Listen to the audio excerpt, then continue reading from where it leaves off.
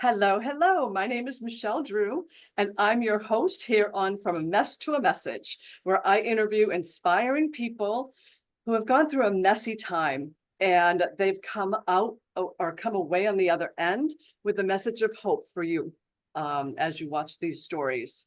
So I met today's guest past couple of months, but we've kind of fast forwarded and crammed a lot of time together and education and all that together. We went to Florida recently and trained to be transformational speakers.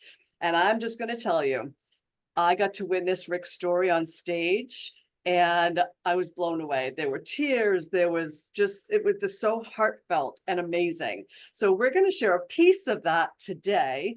You'll probably be seeing Rick again on this YouTube channel, but Rick Cheatham is here with us today. Rick, thank you so much for sharing a piece of your story. We're around for 60 something years. We got some stuff, right? Yeah, right. Yeah, and Right. a lot of it I just owned up to this past weekend as far as like speaking it out loud. So thank you so much. And the part of your story that I thought we would talk about in depth today is the loss of your beloved son, Mike. And I see him in the background there in your shrine for him, and that's just beautiful. But that is such a powerful story, and like how it happened, what led up to it, a little bit of the guilt that happened in the end of that year when he Okay. left your property, and just Right. take us kind of through all of that with your whole heart and let Sure. us feel it. Sure. First of all, thank you for having me. It's an honor to be on your show again. My story actually begins about 3 years before Mike's death. Uh, I was in my morning meditation as I was accustomed to at the time, and I got this strong sense that there was something tragic going to happen with one of my kids. And I paused at first thinking, this can't be real. And a couple of days go by, and I asked my wife, I said, I had this feeling, this voice that came over me that said we were going to have a tragedy happen with one of our kids.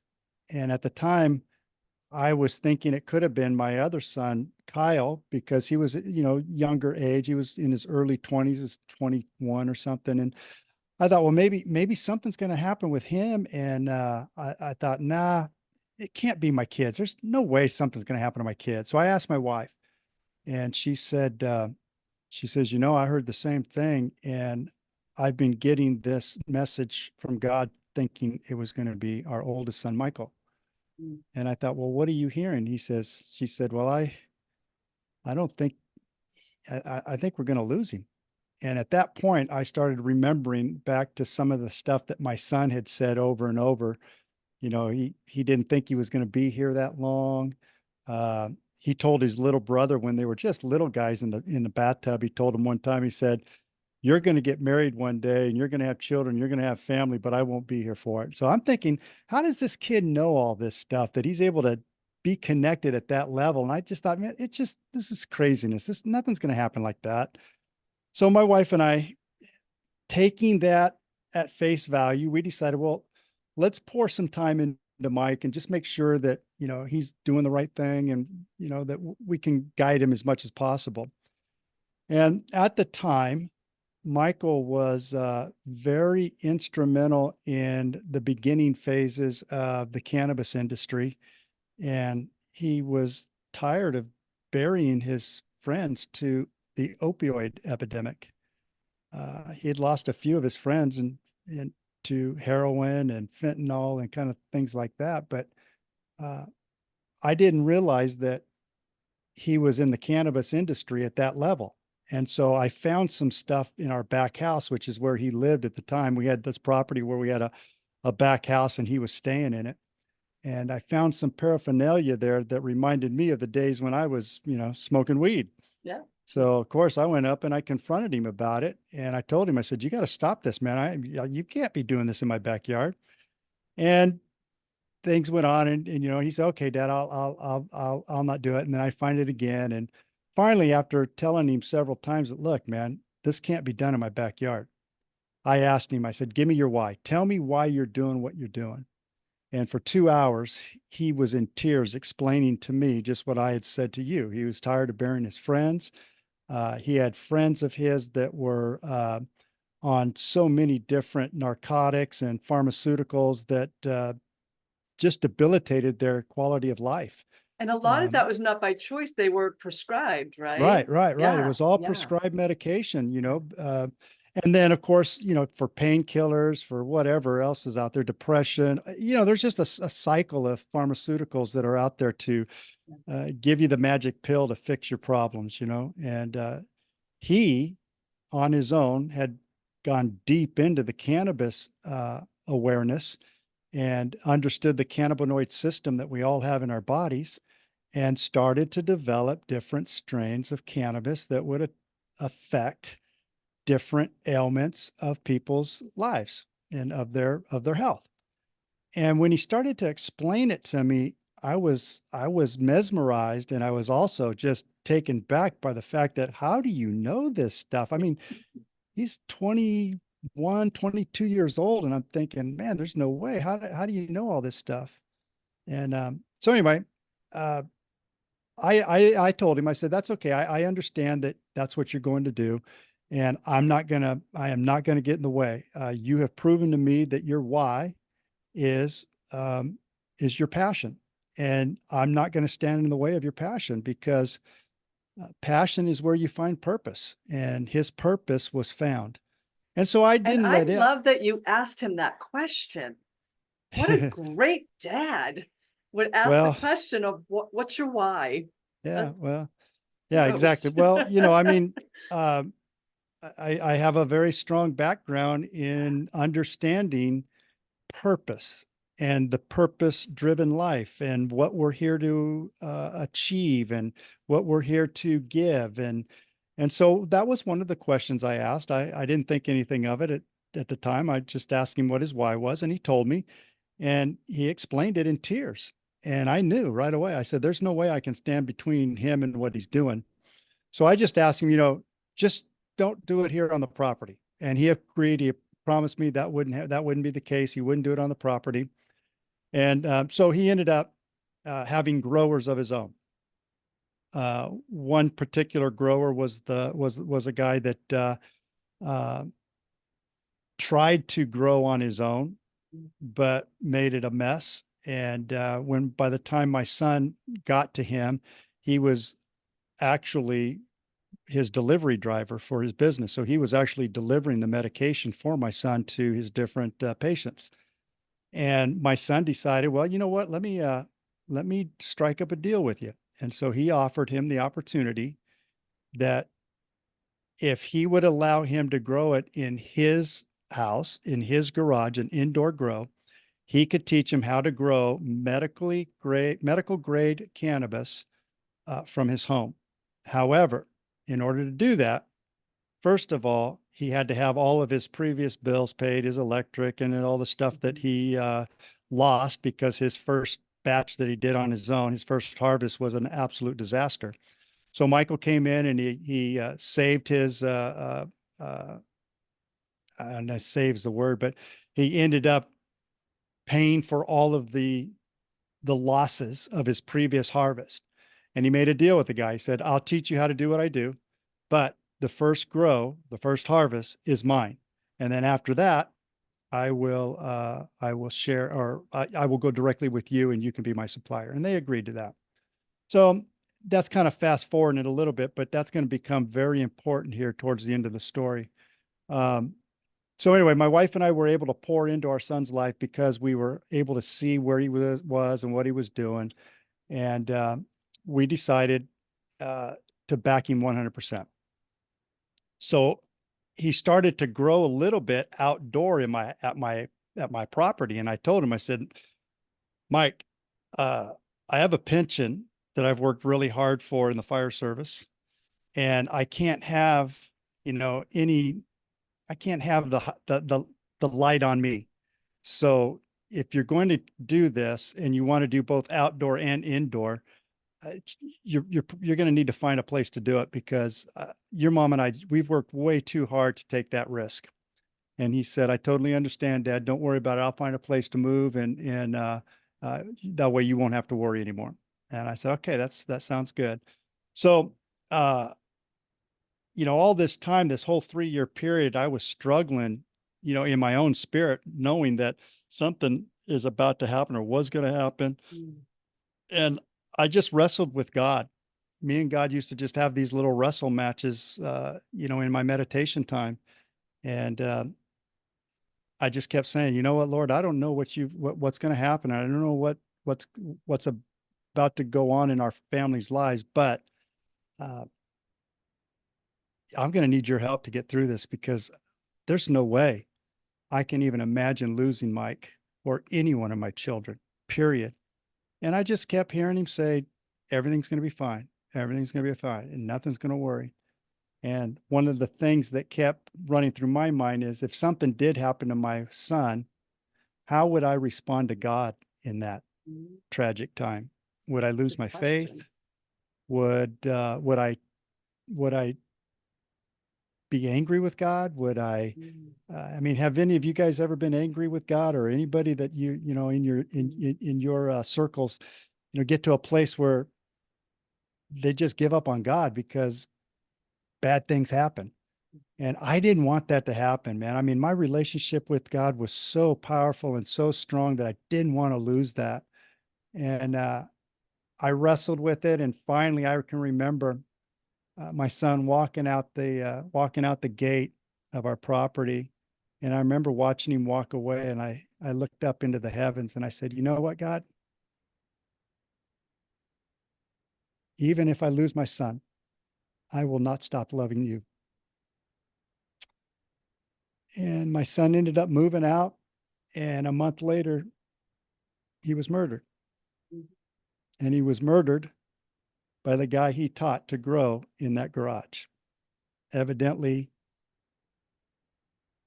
he couldn't stand the fact that that medical grade, the first time he's ever been able to grow it, was so precious, and on the black market would have rendered such a high return on investment instead of the medical side. And so he made plans. And it was, you know, Thanksgiving that year of 2013, my son had Thanksgiving dinner with this man and his wife. And uh, on the 13th, on the 18th of December, that same year, he murdered him. And he used a stolen 38 special that he took from his brother-in-law. He had crafted a homemade uh, silencer with water bottles and microfiber towels. But his mistake was that he had duct taped that silencer to the muzzle of that weapon. And when Michael went to go use the restroom, he followed him in and opened the door and took a shot at Mike. And because the homemade silencer uh, was such that it was wrapped to the muzzle, it wouldn't rack another round. So he only got the one round off, and that one round ended up missing Mike. And so Mike ended up turning, and the fight was on, and Mike was trying to get to his room where he kept his weapon so that he could, use it in self-defense. Right. And the fight was on. This guy was, he was 20 some odd years his senior. He outweighed him by 40, 50 pounds. And they started fighting in the hallway. And from the hallway, Michael was able to get to his bedroom. And in the bedroom, the man grabbed my son's skateboard, who, happened to be a present from his little brother the year before. And he took that skateboard and hit Mike over the head with it and knocked him to the ground, knocked him virtually almost unconscious. But Michael was trying to crawl back to where his weapon was, even though the guy was standing over him and just beating him with the trucks of that skateboard. He beat him so bad that the coroners through the court case said that he had all the injuries that would have been sustained from a 5-story fall head first. And then, to make matters even worse, just to make sure that he was done, he took his belt off and then he strangled Mike. So he beat him and then he strangled him. It was one of the most horrific murder scenes that some of the folks had been on, you know, and one in particular was a friend of mine who happened to be a captain for the Corona Fire Department, and I knew him. And I even asked him one time, share me the story about what you found. He goes, Rick, you don't even want to know. It's just you know what I saw, and I don't need to explain it to you because you've been on them before. This was your son. So we didn't. So, you know, we went through a year of you know, trying to go through court, and it was one of the fastest convictions of Riverside County history. I think it was the second fastest. It took just a little over a year. So here it was, 7 days before Christmas. We get a knock on the front door, and it was Riverside County Sheriff's, and they were asking if we were the parents of Michael Cheatham, and you know, we knew. And they said, we regret to inform you that your son was killed last night. And that started a long journey into the darkness, if you will, primarily for my family. I had come to accept and know that, okay, this was all part of whatever God had in planned, and I didn't know why, but I know it was part of it. But man, to watch my wife and her brokenness, God, it's hard to talk about even today. Mm. Yeah. You know, there's something about a mama's heart Yeah. when one of her babies has been brutally murdered, not just killed, but brutally murdered. Right. She cried every day for a year. I mean, nonstop. She would cry herself to sleep at night. She'd wake up crying. Mm. I would hear her in the middle of the night crying, you know, sobbing in her dreams. And it just broke my heart to see this woman who had gone through so much already with just our own lives, you know, now having to deal with this. And so I just wanted to give her time and just be there for her grieving and really just minister to her heart. And at the same time, I was watching my children, my son, who was, you know, 18 months younger than his brother, and has never known anything but Michael in his life. And now all of a sudden, he's the only brother. And watching him struggle and watching him navigate and watching his pain and suffering just come out in ways that just broke my heart even more. And trying to reach out to him and trying to help navigate. And I just felt so out of control. I felt like I had no control over what was happening to my family. And I there's wonder if no anybody else has handbook ever for felt, you that. know, has anybody else Yeah. ever felt like they've ever been out of control? I mean, that's what it felt like. I was totally out of control and I didn't know how to stop it. I didn't know what to do about it. And then on top of that, I've got my little daughter, my 13-year-old daughter, who, uh, you know, she was 10 years younger than her brother. And was always the baby sister, was always the little sister, was always the one that was, you know, the one that was the one getting in their way. And she would always snitch them out. And they would, you know, go, hey, you want any cheese with that, you little rat? And, you know, always teasing her. And so they never really had a real brother-sister relationship outside of what a big brother and a little sister might do when they're young. You know, it wasn't that close. But Michael came to me that year and he says, you know, Tori's turning 13 this year. And I started doing a lot of thinking and thinking maybe I should start pouring into her life a little bit and just kind of be there as a big brother for her. What do you think? And I said, Mike, that's the greatest idea I think you've ever had, man. That is awesome. Your sister needs that from you right now. She needs her brother. She needs a big brother. And she's got a big brother in Kyle too. But this was Michael's way of taking charge of the siblings and saying, I'm going to start pouring into our sister. So let's start doing that. So here she is. She turns 13 in September that year. And then October rolls around. And it was the first time that her and her big brother ever got to just spend time together. He invited her over to the house. They carved pumpkins together. You know, they answered the door and gave out candy to the kids. And my daughter was just elated. She was in heaven that her big brother was taking her under his wing and treating her like a sister, like an equal, Yeah. like one of his friends. And they just had the most fantastic time together. And then here we go, fast forward to December 18th, 2013, and this man brutally takes that away from her. And so watching her deal with, just going into her, her cycles of life, she was just starting to become a girl. She was starting to become a woman. She was no longer a child. She was starting to develop, and her emotions, I mean, Mm. you imagine a 13-year-old girl's emotions are all over the board. And now she's got to deal with this tragedy, and watching her navigate that just even compounded my brokenness. And so here I'm seeing my wife, I'm seeing my son, I'm seeing my daughter just literally collapsing before my eyes. And I don't know what to do. And I'm trying to do everything I can as a father that I would know to do. And, we were in counseling. We tried to get everybody in family counseling, and we did for a bit. We did personal counseling. We connected with other grieving parents who had lost their children. I mean, we were trying everything. And so for that first year, we were doing all of that. And at the same time, uh, in my work, I had just become a new board member for our union with our fire department. And so all of my time was really being focused in on some of the struggles that we were dealing with as an organization at the time.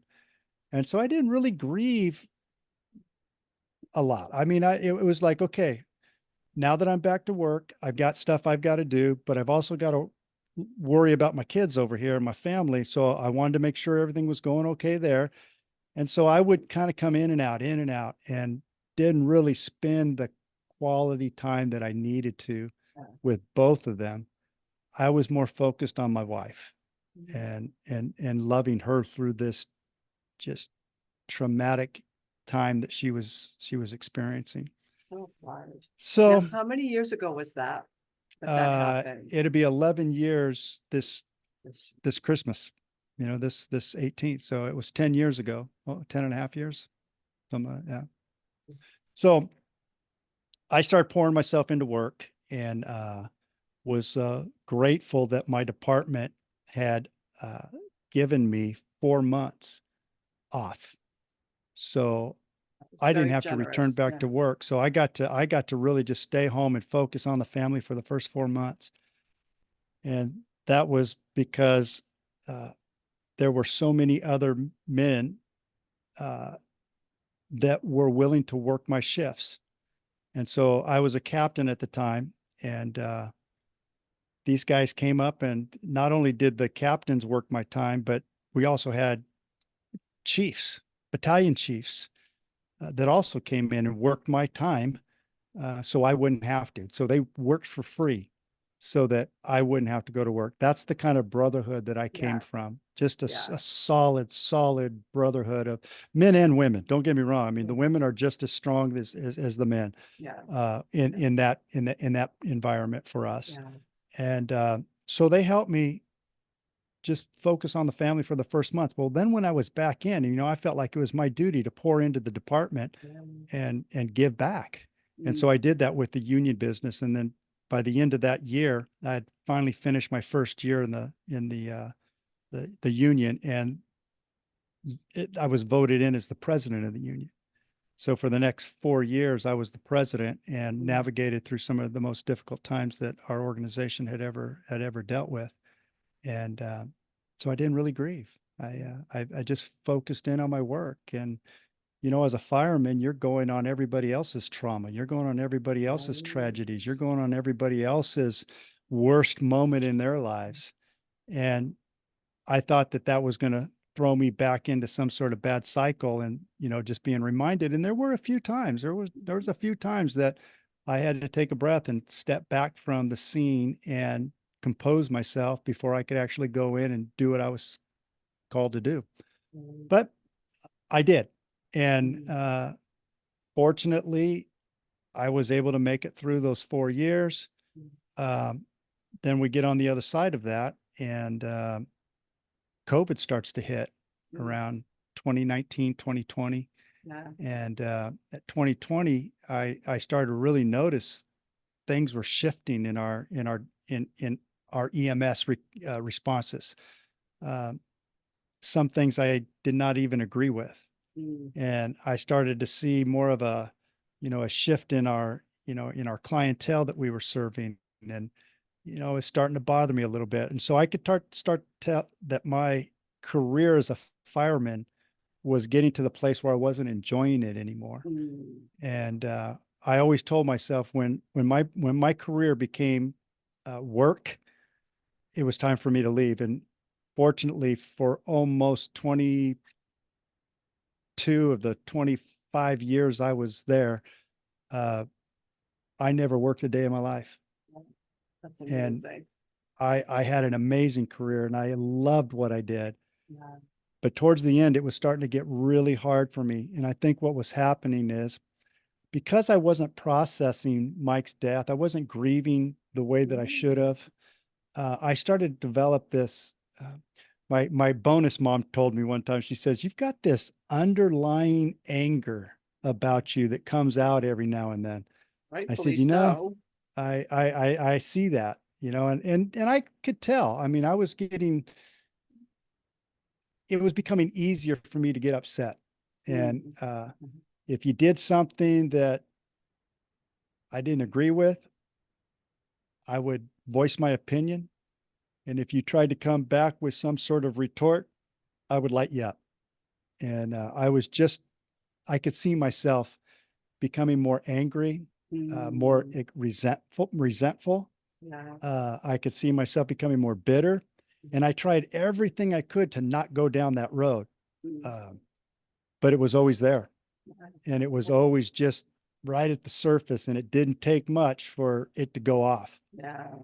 Yeah. I wonder, you ever felt like that? I mean, Yeah. you got this underlying anger, and the next thing you know, some guy pulls off in front of you in traffic, and wow, where did that come from? Yeah. You light the guy up with every four-letter word and Yeah. show some sign language, and next you go, man, that's not who you are. What's Yeah, it's going like, on, Rick? who was That's not your that? character. Where did that come from? And that's the kind of Yeah. stuff that I started to see happening Yeah. more and more until I finally got to the place where, it was out of control. Yeah. And Yeah. I knew I was going to have to do something about it. So now bring us up to today. Your family now has moved to Nashville and you've gone through many years of working through it and all of that. How is everybody today? Everybody today is still on the road to recovery. My wife is doing fantastic. Although my my number one objective right now is to get her out of the workforce so that Yeah. she doesn't have to work anymore. We got to get Get you on her some retired. stages. I got to get on. Yeah, exactly. I got to build this consulting business to where she can Very finally be good. retired and travel with me, because this story is her story too. Oh I yeah, mean, for unfortunately, right sure. now she can't take the time off to be with me wherever I land. Yeah, But my daughter has moved to Nashville. She's here with me. great. She's 23 years old, so she's the age that my son was Wow. when he was murdered. Uh, and she's doing well. I love having her here close to me because it gives me a chance to pour into her Yeah. more often than when she was living in Colorado. Mm. My son still lives in California. He works for Cal Fire. He's a seasonal firefighter out there, and he is just enjoying his life. He works 9 months for a season with Cal Fire, and then he has, I think, 3 months off that he just travels the world. So he just That's got back from South America. In fact, he was in Colombia the same time Nick was. yeah, Yeah. yeah. So he went to Colombia and to Costa Rica, and then he came out here and spent 3 weeks, 4 weeks with us. And he just went on a plane last week and went home. So he starts his career back up on the Okay, 20th of this month. So, but he's doing extremely well. And for we had sure. to work through some issues, me, he Mm, and I. And sure. uh, about a year ago, it came to a head for us. And he called me up and just poured his heart out and his soul, Mm. and, was angry, was Sure. loving, was crying, was laughing. But, you know, he said to me, he said, Dad, you didn't just lose one son that day. Mm. You lost two. I just didn't know it. That's how cut off I was from where he was in his grief process. I knew there were some problems. I could definitely see the results of his anesthetizing his pain and suffering. And I could see when he did, he had an anger that was like mine, but only Mm. a younger anger. Yeah. Uh, and it could be brutal. Wow. And, he was struggling with relationships. He was struggling with friendships. Uh, but at the same time, I knew why, and I Yeah. could totally see it. And I wanted to love on him and love him through it. But, you know, because of his anger, there was no way I could get close to him at the time. And, Yeah. he is now, after we talked that a year ago, it was a year ago, July, uh, that we were able to finally get reconnected in a way that was heartfelt. It was deep. It was emotional. And now I got my boy back, So and all I good. want to do now is just spend more time with him. Even while he was out here, he had, this is how much he's grown. He was able to even pull me aside while we were out here and said, "Hey, Dad, remember we talked and I told you I need you to pour into me with some quality time. And I don't feel like you've been doing that this week since I've been here. Wow. Uh, Hey, Kyle. you were, and what was going on at the time is I Wow. was studying, I was doing all my stuff for Stage Yeah. Secrets. I was getting prepped for that the whole time Yeah. he was here. So in the mornings, I'm doing all my stuff to get my stuff down so that when I got to our event, I'd be Yeah. prepared. But that was taken away from him, and he pulled me aside and held me accountable. And I thought, you know what? Kudos to you, brother. Yeah. I respect that, and Yeah. I accept that, Yeah. and I apologize. And okay, let's move on. So we ended up going to a ball game together that night. Just he and I. We went and sat and watched a little AAA ball club here in Nashville, the Sounds, and just So had a great good. time. So And good. I guess the whole cycle of this is that Yeah. it's easy, especially when you're a grieving parent, to lose focus on the siblings Yeah. because you have your own grief and you have your own, your spouse's grief, and you're so connected at that level that you can easily overlook the kids. Yeah. And I think that's who Yeah. suffers the most through grief. It's Yeah. our children, it's the siblings, because it's almost like, well, your grief isn't as bad as mine. As a parent, you don't understand. I'm the parent. I lost a son. Mm. Well, no, Mm. you don't understand, Dad. I Right. lost my best friend, Yeah. the one person that I could communicate with and not worry about getting in trouble for it. I Right. could tell him my heart. I could pour out my soul to him, and he knew me at a level that you and Mom don't even know me. Mhm. And I lost that. Yeah. I lost not just a brother, but I lost my partner. I lost my best friend.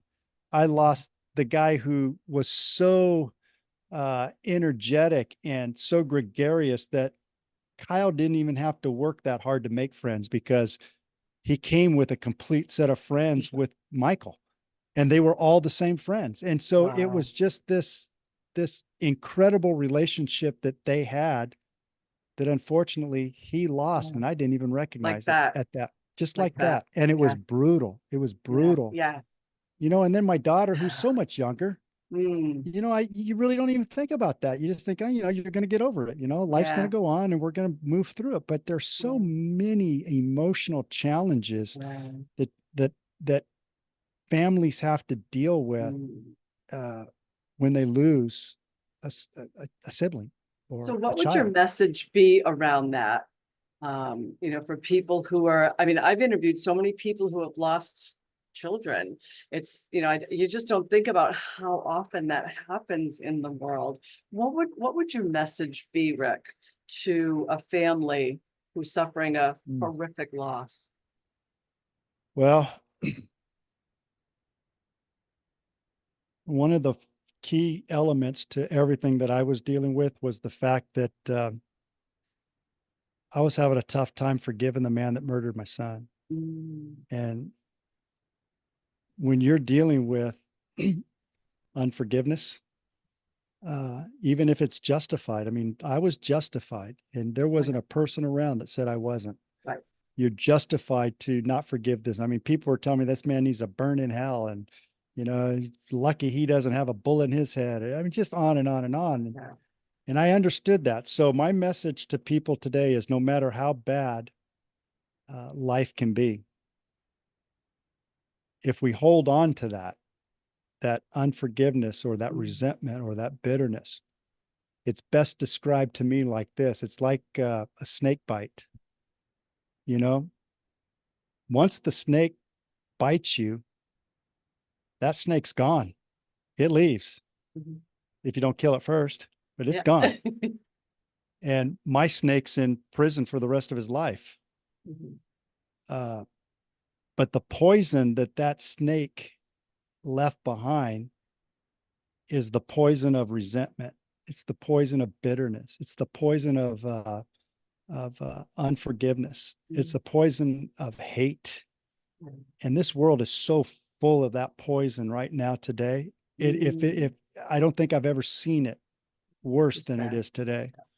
But my message today is, when the snake bites you, what you do with the poison is up to you. Right. You can hold on to it, and you can let it ravage your body through your relationships. You can let it affect your family. You can let it affect your business, your work. Mhm. And quite often that is the case. And you can give up and die. Yeah. And Yeah. that's where many grieving parents go. And I understand that Yeah. because I was there for 10 Yeah. years. I spent my life at that level. And my message today is that when you forgive somebody for what they do, it's not setting them free. It has nothing to do with them. It really doesn't. Forgiveness is about setting yourself free. And so if you 100%. harbor that, then you become enslaved. You become in bondage to the poison of that snake bite. So my message today, and to your audience and to everywhere I speak on the subject, is what snake in your life do you have to let the poison go? Yeah. And ask yourself that question. Yeah. And it's not something that I would expect to happen immediately, but Takes time. God's not the problem. Yeah. We find our purpose and our passion going through the crucible of life. In our darkest times is where we find our most precious gifts. Yeah. And so rather than to look at what's happening to you, look for the way out so that you can be a gift to others in their time of need, because they're going to need it. Yeah. And my gift is to my family first. Yeah. I gave my gift of forgiveness. I had to forgive myself first. Then I had to forgive the murderer of my son second. And once I let that go, I started seeing the fruit that was really on the tree the entire time. And it was only obscured because my own resentment wouldn't let me see it. Yeah. So my message to people today is, whoever has hurt you, whoever has destroyed your or ruined your life, take that opportunity to search deep into your own spirit and connect with the Creator and ask Him for the guidance and the help to overcome that bitterness and that anger. And in time, He will always see you through so that you become a gift to those who suffer the most. Yeah. And you have such a giving soul, and your presence in that room when we were together was just so, it was so felt. Where can people find you so that they can call you to their organization and have you, share your whole story? Because this is just a little snippet of your story. Right. Yes. Where can Well, people find you? I'm primarily, because I'm a seasoned veteran of life, I don't know how to As we're operate a lot of called. the social media stuff out there, but Facebook is my primary source of social media. And you can find me by just looking my name up, Rick Cheatham, C-H Eat Ham. So Cheatham. I'm on Instagram, and my I guess it's your call sign. I don't know. It's called Ricky C Yes. AFD. So Ricky C AFD. I'm on Instagram. And then my email address is rkconsulting292@gmail.com. And that's where you can contact me if you want me to speak at one of your events, or people who are reaching out and want individual coaching. I also do that. And I will start getting more involved with my social media presence. Me I too. will end up having a website where you can book directly with that. But for right now, uh, I'm old school. Send me a letter. No. Handwritten. Send me an email. Send me an email, rkconsulting292@gmail.com, and we can hook up. Fantastic.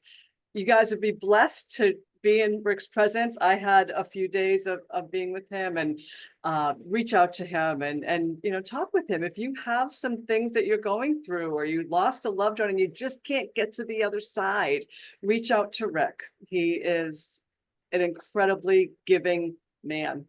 So thank you, Rick. This has been amazing. I Thank appreciate you. you. Thank you. And thank you to your audience. I appreciate your time and the value that you bring to your people. Thank you. Thank you.